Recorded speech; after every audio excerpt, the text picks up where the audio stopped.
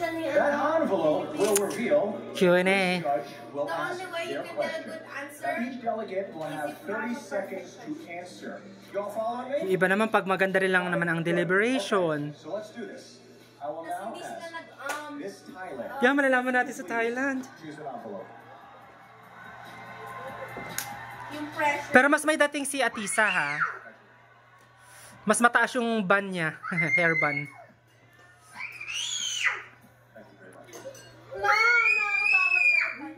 You've chosen. Number 8, Louis Arania. Pilipino pa nagtanong. Okay, this is my question. If you win Miss Universe and you're given the chance to speak in front of the United Nations Assembly, what global issue would you like to talk about? And why did you choose that global issue?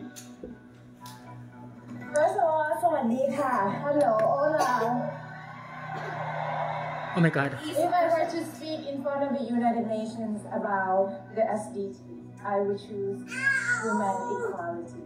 Because I believe that all of us Very overrated. deserve respect, kindness, and same equality as others. And we deserve the same respect in the workplace as well as the same home. Okay. And I encourage you all to speak for your voice, raise your voice. Very for calm. Women equality. Thank you. Very focused. Okay. Not bad, Thailand. Hindi kaya binigay yung tanong sa kanya, Charing. Oh my God, Philippines. Natatain na ako. Next up, please, Miss Philippines, would you step forward? Shaky pa man ang boses mo, Day. Sana i-modulate mo. Ah, ay panalo na po yan.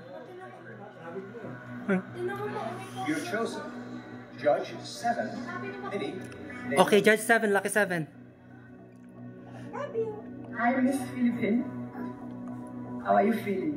Really good, excited. My question for you today is, as a global ambassador or citizen, what will be your contribution to humanity? As very easy. Now, I want to be the hope of people. I come from a very poor background. I started pageants at 10 years old to put myself through school and to lift my family out of poverty. And if there's anything that I want to show the universe, I'm here right now. I'm standing as Miss Universe because I was able to get myself out of any situation because I was hardworking, I was persistent. Okay, sell and I yourself. fight for what I want. Thank you. Sell yourself, Atisa. Oh my God. What do you think? Very personal, so it's good. Na-apply niya. The answer is herself. Yung parang pagkasabi niya, this is me. Ako yung sagot. Choose an envelope. Thank you very much, Miss. Lamonera din to ng mic eh. Teka lang. Parang feeling ko nararamdaman ko si Venezuela. Tingnan ko lang. First runner. Ah, siguro top to Philippines. Oh my God, Nicole. You've chosen Judge number 4, Andrea Vanessa. Hello. She is the ano, she is the My question is, Miss Universe Corona. Coronavirus. And separate people. Time niya yon. How would you choose your platform to promote empathy and understanding between different cultures? Howdy, Kath Island. Thank you so much for your question. I thank God that I had been given the opportunity to live in different continents of this world.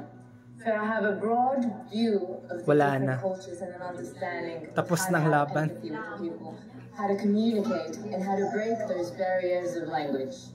I believe that this platform gives us access to every corner of the world Wala and na. teaches us that us as Tinapos na women yung being a laban. voice and being a role model, it is our future, the children, the elder, the people that see us, that hear us, and we depend on making the difference. Nakaka-nerve-wracking din kasi question and answer.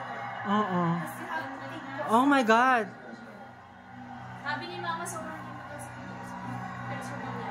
Yan. Yeah, sobrang ganda niya daw And sa I will personal. now ask Miss Mexico to please step forward and finish the question. Okay, translator. No translator, please.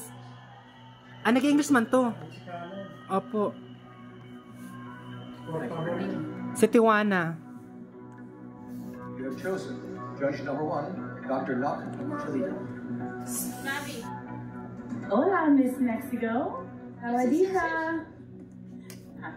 in your perspective, what are the challenges of being A woman in 2025, and how would you use that title of Miss Universe to create a safe space for women around the world? Of Miss Universe to create a safe space for women around the world. For your question, woman, Miss Universe, I will put my voice and the power in the service of others. First you, to make change everything. We are women, and the brave ones that stand up are the ones that will make history. Thank you. Siguro kung pinasok si Guadalupe. Kung pinasok si Guadalupe, ko po. Pero okay na yan, at least malaglag na yan siya. Eto, La Monera din ata ito. So, either yan. Top 2 to. Venezuela or itong si Okay, lock in your final answers. Venezuela. Oh, I'm still... Hello. Education today focuses on knowledge, but not always on emotional skills. What emotional skill do you think should be taught to every child in school, and why? Well, as a woman who has a foundation on education, I think it is important that we teach young girls to love themselves. That is why my slogan is assume your identity. Because if you love yourself, if you have confidence, you can walk into this world. Kulang yung and sagot ni shine. Atisa. So I will urge every young man and every young woman to love Okay, you have yourself first. two Be people. who you want to be. To shine. Thank you so much. Siya and Venezuela.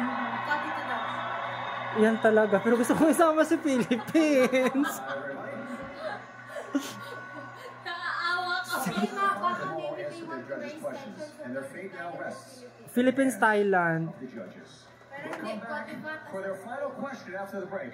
Feeling ko nagkaka-internal bleeding na talaga ako. Spent the last 2 weeks Last time, di ba? Oo, yan na yun. beautiful country. Wala nang top 3 dati kasi may top 3.